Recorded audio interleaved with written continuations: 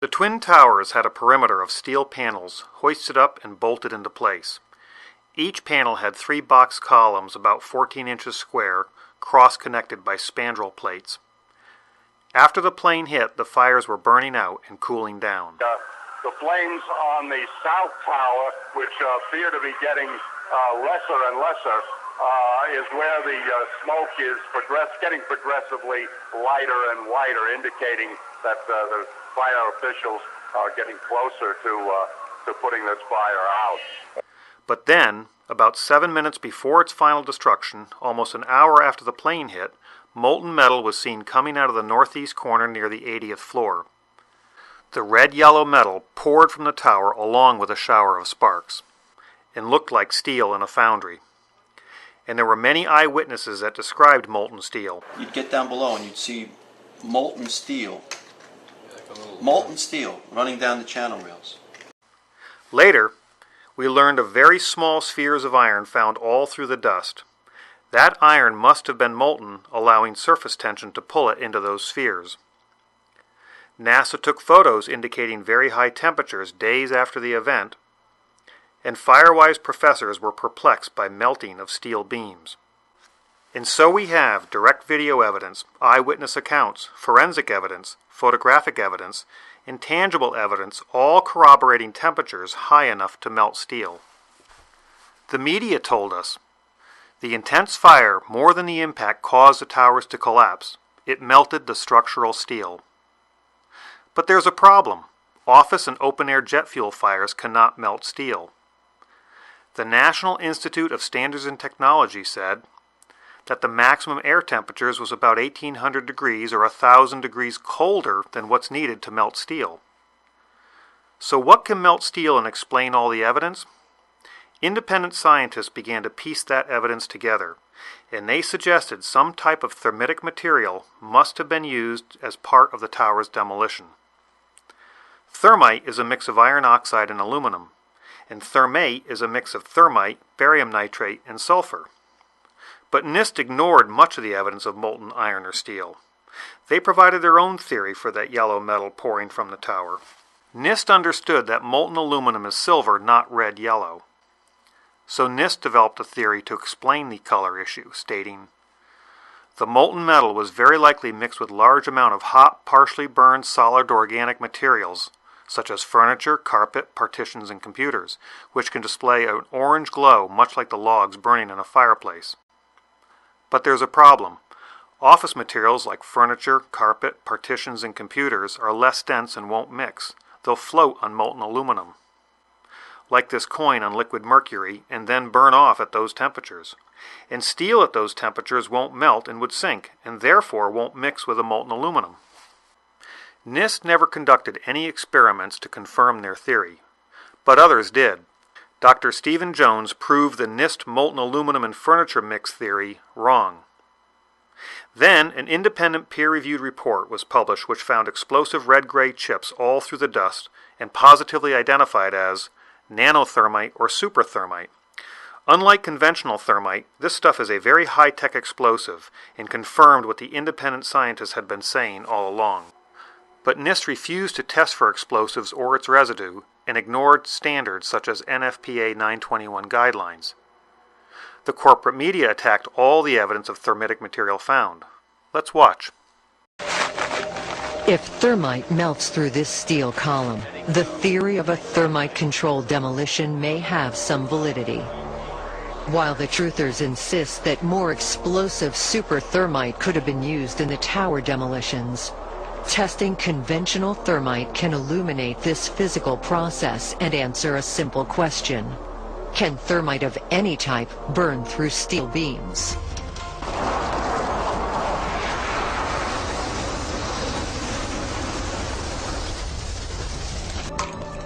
Despite 175 pounds of thermite packed around the steel column, it remained undamaged. Mythbusters says, the events of 9/11 will not be allowed to be debated and discussed. And they barely managed to melt through the roof of a car with a half a ton of thermite. And the debunking websites say, the thermite would have also needed to cut sideways. Not an easy feat for thermite. You see it's a powder which burns chaotically, maybe with some device, but no working device has been proven to me to work to cut a vertical column. So we are led to believe that thermitic material cannot melt steel, cut steel horizontally or vertically, and would take massive amounts to do any real damage. So who's right in this great thermite debate? NIST and the media? Or the independent researchers and scientists who stand nothing to gain? It's time we conduct our own experiments to answer these questions. Can thermitic material melt steel? Can it cut horizontally or vertically? And does it take massive quantities to do any real damage? Many wide-flanged beams were also used in the construction of the towers, connected in a variety of ways. Could thermite cut or weaken such a connection? Using the same beam from my eutectic steel video and another 12-inch beam, I proceeded to make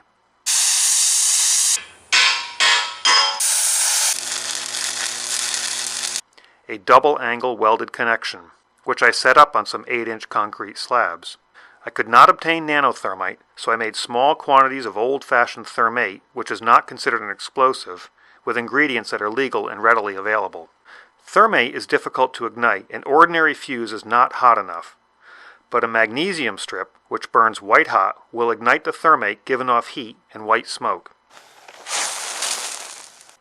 NIST mentions bright white flames. Almost immediately, a bright spot appeared at the top of the window on the 80th floor. An unusual flame is visible within this fire. The upper photograph of a very bright white flame stands out. And let's listen to an eyewitness who was there. I was on the 81st floor. Tell me what you saw and heard. I had 40 people in there, just an explosion. There's a light flash out my window, my whole doorway to the entrance of my office blew open. Could these white flashes be some sort of igniter for the thermitic material? In addition to giving off heat and white smoke, thermate produces lots of small spheres of iron. These iron spheres are a natural byproduct of thermate and not from any steel. Just like those iron spheres found all through the dust. I'm an engineer who designs and builds things, and I'm certainly no explosive expert. My first problem was to find a container that could hold the thermate long enough to melt the steel while not melting itself. I didn't think that steel would work as a container, so I had to improvise using some normal roof tile that I cut in half. I then had to devise a way to hold it against the connection. I used strong magnets and a spring tooth from a hay rake to press 5 pounds of thermite on each side of the double angle connection. I lit the thermate. And it did absolutely nothing to the steel connection. Maybe thermate cannot melt steel, and maybe National Geographic was right. But the steel did not melt, meaning that perhaps a container could be made out of steel after all. Using an ordinary steel box tube, I had a slot milled along one edge. Welding the bottom and using clamps on the top to hold the powdered thermate in, I bolted it to a steel beam vertically. I called this device my thermitic box cutter. With only 1.5 pounds of thermate, or less than 1/100th of what the National Geographic experts used for their experiment.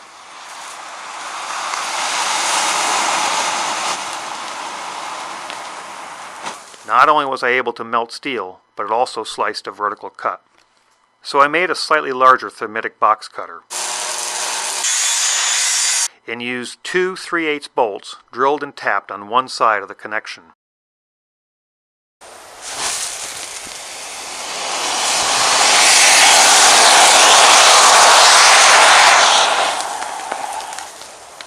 It only took a slight twist to break it completely off. I noticed as the thermate burned, it tended to lose its cutting power, perhaps because it could expand into the area where the box cutter previously burned. So I built a piston-driven box cutter using a compressed car hatch piston. I added sheets of tungsten to minimize the burnout and allow the piston to slide better. I then bolted my contraption to the flange of the column and ignited the white-hot magnesium.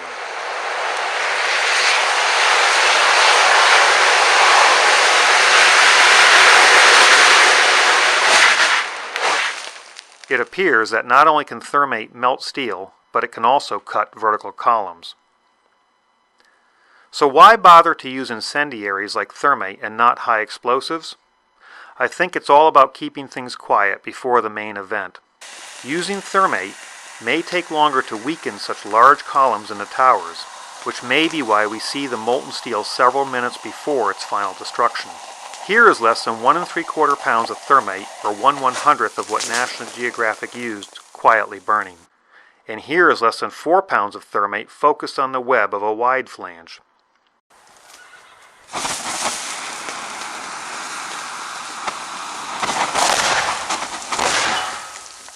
Which can also be set up on a vertical column. The web was reduced in thickness, with gaping holes, thinned to almost razor sharpness, with a Swiss cheese appearance. NIST rarely mentioned explosions except to say that they didn't exist.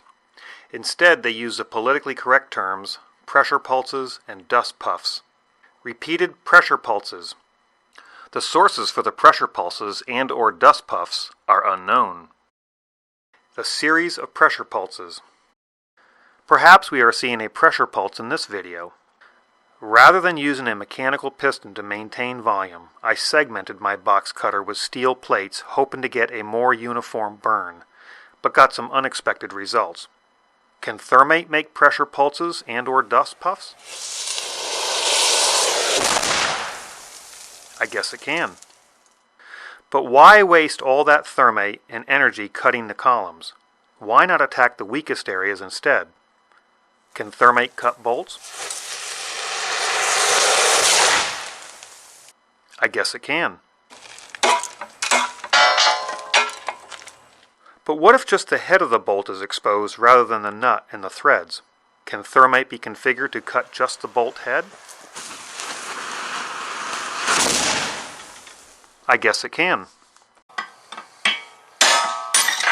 And without any evidence on the other side. I don't think that something like my piston-driven box cutter was bolted to the office walls, or trash bags full of thermite used. It's more likely that any pre-weakening thermitic material were hidden inside the perimeter box columns. I had a replica of a segment of the WTC box columns made up. And like the Trade Center iron workers, I bolted the segments together. And made 2 sets of my 2 bolt blasters, placing them in the access hole. Let's listen to another eyewitness.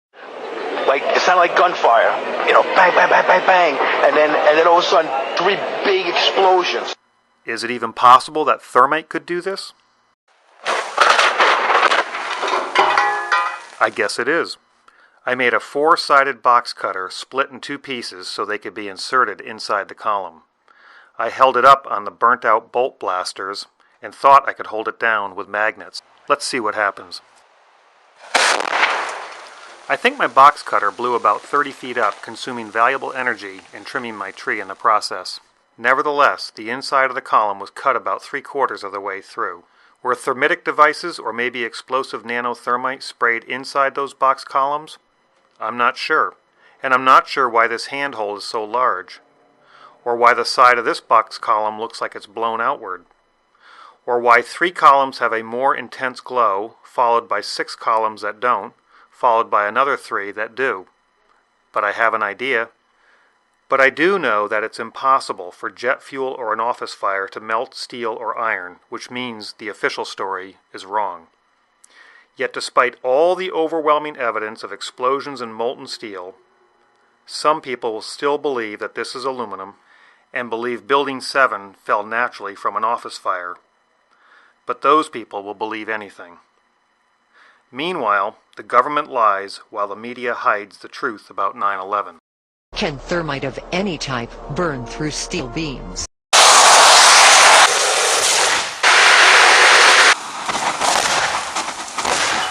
I guess it can. Isn't it time we use physical science rather than political science to investigate 9/11?